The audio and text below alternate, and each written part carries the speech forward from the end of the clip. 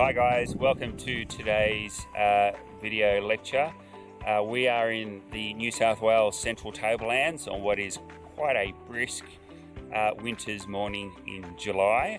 And today's theme is all about temperature dependent behaviour.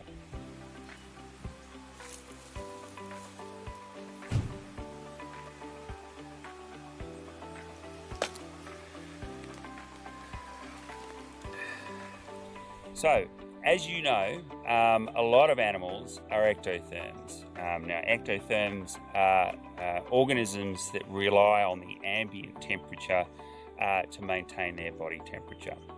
Now, regardless of whether you're an ectotherm or an endotherm, so supposedly warm-blooded animals, our bodies are run by chemical reactions, and chemical reactions are temperature dependent.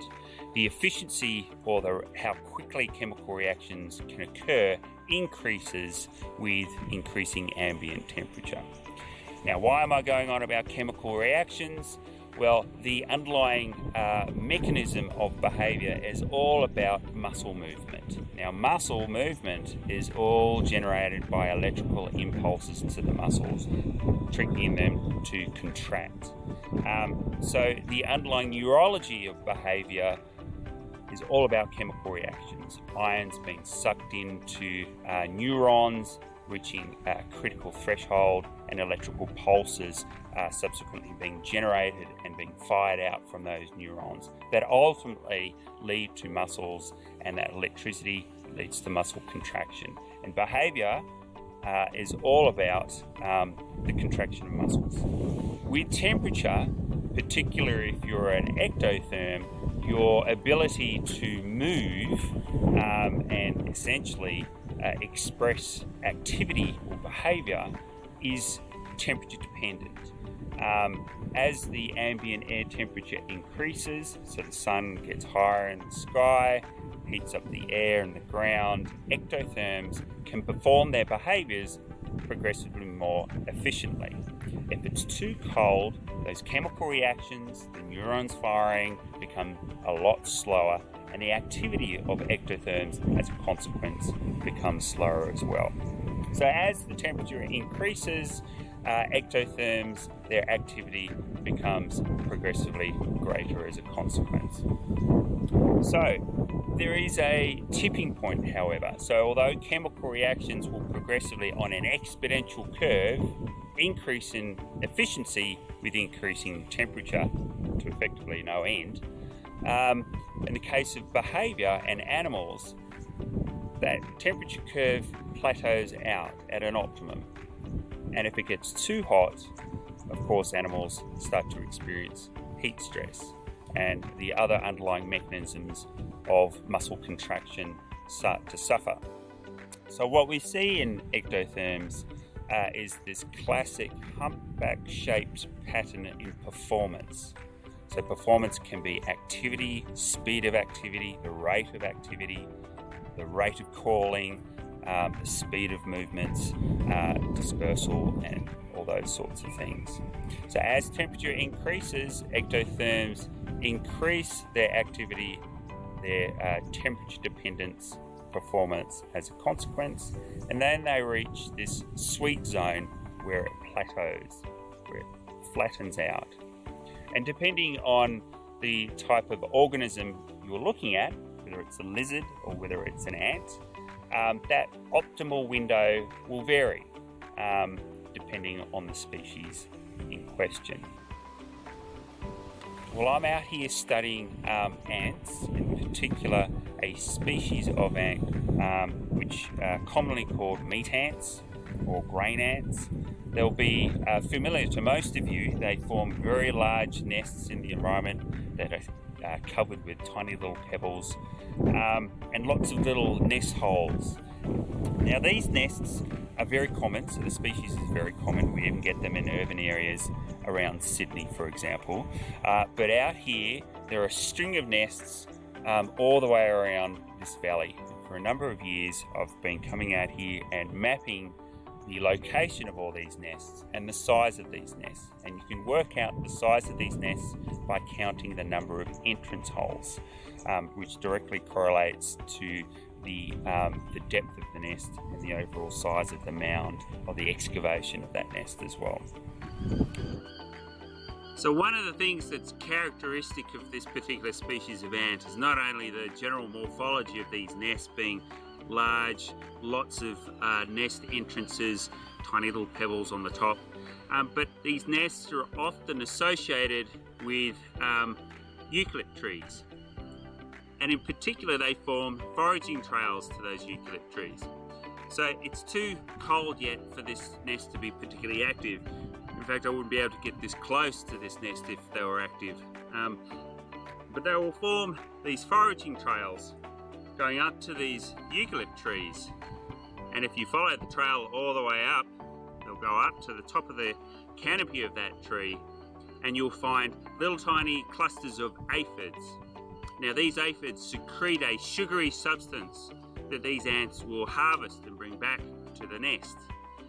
We can scrape the surface of this nest, and if it was warm enough for this nest to be active, all the ants would swarm out. Now scraping the nest is simulating a potential predation attack, for example from an echidna. Now up in the tree, a disturbance from a bird would again induce this swarming behaviour from these ants along the branches, so much so that anything that's actually sitting on those branches or trying to attack the aphids is going to have a lot of trouble doing so.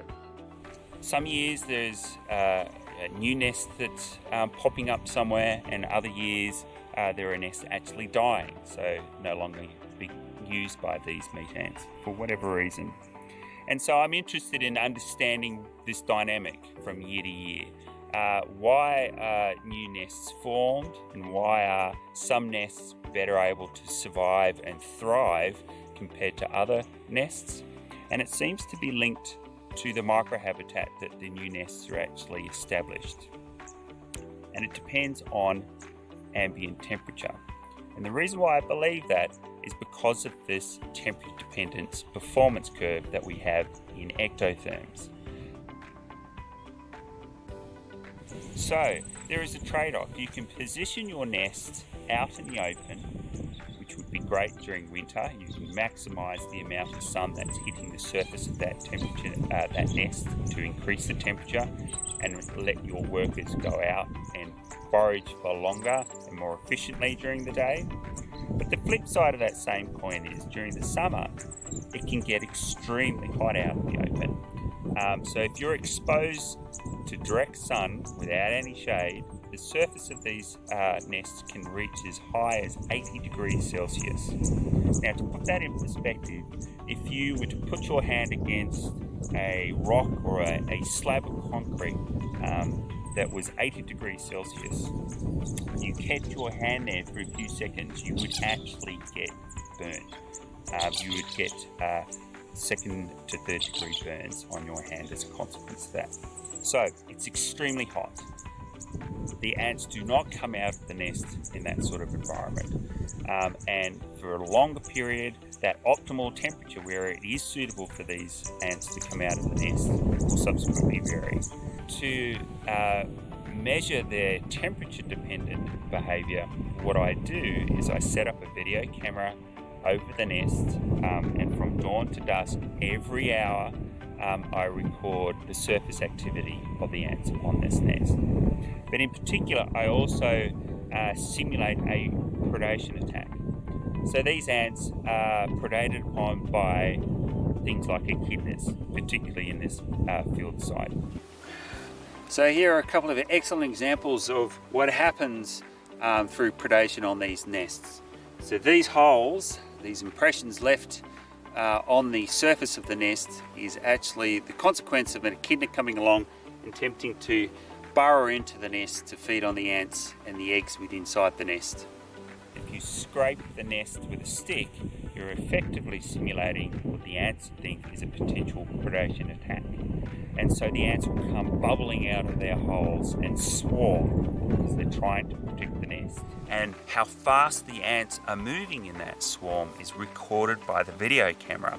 And I take that video, return to the lab, and I can analyse the speed of the behaviour using motion analysis. And because I'm taking these at every hour, obviously the temperature will progressively increase during the day and then increase late afternoon and towards dusk. So dawn to dusk, every hour I can get an estimate of this maximum speed of their behaviour, their swarm activity, and I can estimate their performance curves. And I've been doing this for a number of the different nests in this large network of nests in this valley. And so what I can do is I can determine not only the performance curve for these species of ants, but also the performance curves for individual nests. Some of these nests that I'm analysing are further back into the forest, some are further out in the open. And I've been doing this during the summer, where it typically ranges from dawn at about 10 degrees Celsius to a maximum of 80 degrees Celsius for some nests late afternoon. I've been doing it here in winter, where it's minus 3 or 4 at dawn, so it's extremely cold. The surface of the nest is actually in frost, and it heats up to about 20 to 25 degrees Celsius. And so I can estimate these performance curves in the summer and in the winter. By combining them, I can mathematically model what sorts of microclimates are particularly suitable for these nests, and also determine the likelihood of nests flourishing in different locations throughout this valley. So the other system that I've been studying quite intensively are the social territorial displays of lizards. Now, lizards are also ectotherms, and their behaviour is also tied to the ambient temperature. Now, I've been studying tropical lizards in places like the Caribbean, the Anolis lizards, or in Southeast Asia, the Draco lizards. All of these do push-up displays where males are advertising territorial ownership. We cover this quite extensively throughout the course. But the ability for these lizards to be able to advertise territorial ownership using these displays is tied to the temperature. They can only do so many displays in the cooler morning hours compared to midday and late afternoon. So the display rate of these lizards is actually heavily tied to the ambient temperature. So their efficiency in defending and advertising their territories will change on a moment-to-moment basis purely because of the ambient temperature. And these are tropical lizards. So we're out here in Australia in the central tablelands, where we have agamid lizards, so things like Jackie dragons and bearded dragons. These guys are heavily tied to the temperature as well, and more so because the temperature ranges are that more extreme. It gets a lot colder here, and it gets a lot hotter as well compared to the tropics. There's a lot of behaviour in the animal world, in the foraging efficiency and the social behaviour and communication networks of fish, invertebrates, and reptiles. They're all tied to the ambient temperature, and all change depend on the microhabitat and also daily fluctuations in temperature as well.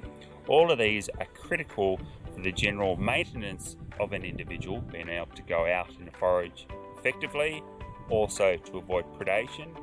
If you're cold, you're unable to move as quickly, so you're more likely to be predated upon if you were experiencing a surprise attack, for example. But also communication networks are temperature dependent. So how effective animals can communicate to one another is heavily tied to the ambient temperature in ectotherms. And it's also tied to temperature to some extent in endotherms as well. Now, endotherms, supposed warm-blooded animals, still have the mechanism of chemical reactions and neurons firing that are all temperature dependent, but they have a core body temperature that buffers them more efficiently against the fluctuations in the environment in terms of temperature.